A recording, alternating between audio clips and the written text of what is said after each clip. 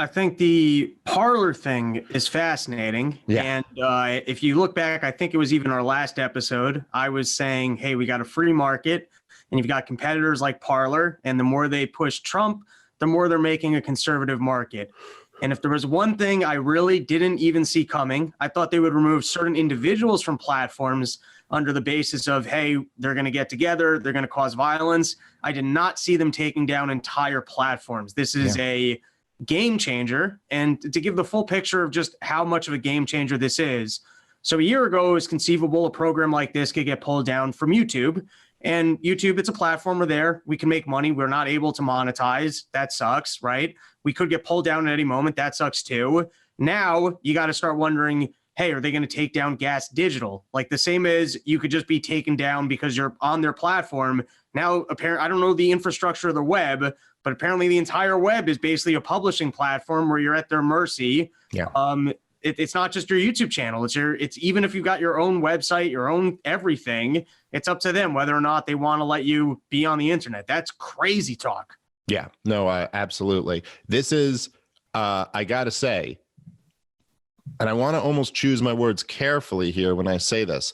This is the strongest case for antitrust action, I believe, in American history. If you actually look back, and by the way, the Mises Institute has done like phenomenal work on this, particularly Tom DiLorenzo, who's gone through the history of antitrust legislation, and it's almost all bullshit.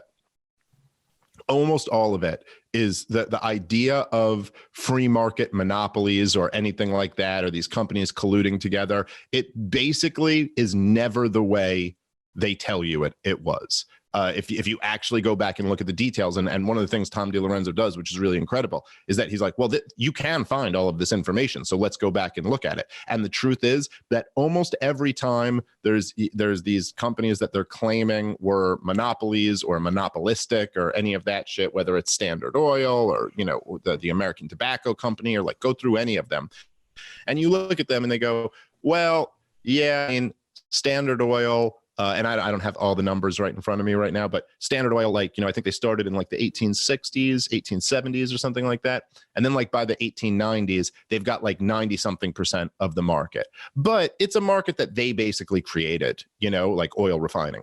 And then when the antitrust legislation, I think it was right after the turn of the century, when they actually started getting sued under the Sherman Antitrust Act, by the time, because it takes years for the fucking government legal system to work, by the time they actually go to trial, they've lost like a huge share of the market, because their fucking competition opened up and people started coming in, and they had plans. I mean, a lot of times when they you look back at the stuff, what they'll do is they'll show you like the writings of JP Morgan or the writings of John D. Rockefeller or someone like that, and they're like, yeah, no, they had plans to collude with other companies and like undercut everybody else's prices to take control of the market. And then once they did that, they could raise prices, but they're never actually able to do it, because once they start raising prices, it just opens the door for new entrepreneurs to come in. And so it's every single time it would fail. And what Tom DiLorenzo goes through and shows you is that all those quote monopolistic companies, if you actually look at their prices,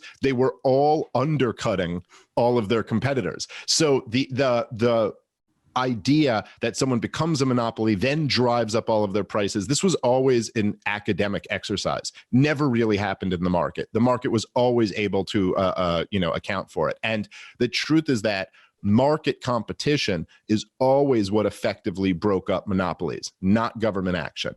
Like IBM was accused of being a monopoly or monopolistic at one point. The government isn't what stopped them. It was some fucking brilliant hippie named fucking Bill Gates. He's the guy who stopped them. And then Bill Gates was accused of having a fucking monopoly with the fucking Windows shit. And it wasn't fucking the government that stopped Microsoft. It was Apple's resurgence. That's what stopped. You know what I mean? And so it's always basically been bullshit.